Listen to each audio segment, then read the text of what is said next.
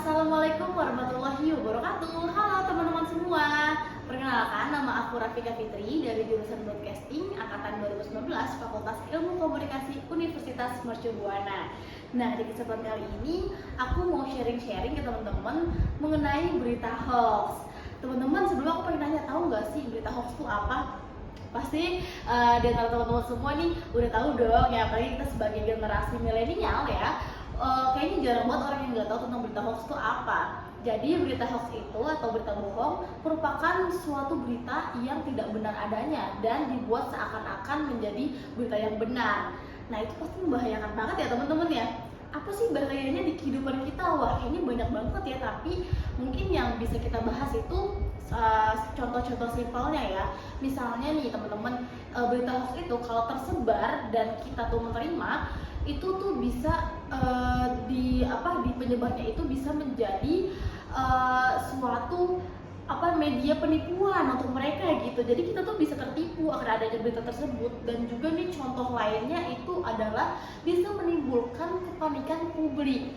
Nah, yang bisa aku ambil contohnya ya, salah satunya adalah ketika pada akhir Agustus tahun ini, tahun 2022 itu pernah tersebar berita hoax mengenai kenaikan harga BBM, yang mana itu kenaikannya itu dimaksudkan adalah pada tanggal 1 September 2022.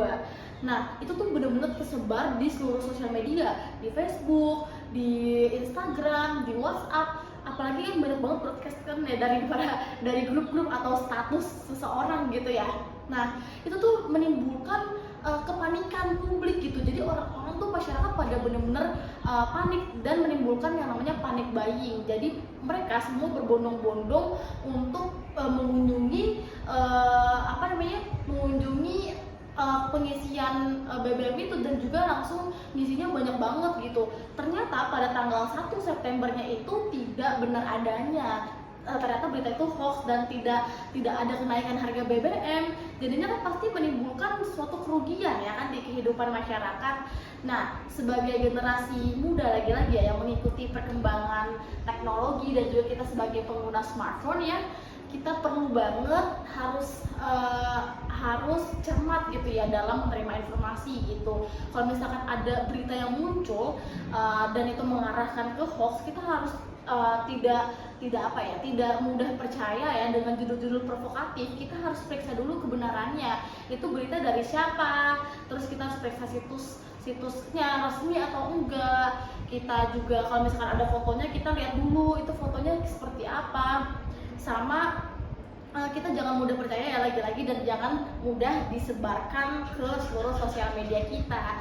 Jadinya bukan kita doang yang terima berita tersebut, tapi orang lain juga ya teman-teman. Nah, sekiranya itu dia yang bisa kita sharing-sharing bareng. Sekian dari aku, kurang lebihnya mohon maaf. Wassalamualaikum warahmatullahi wabarakatuh. Dadah.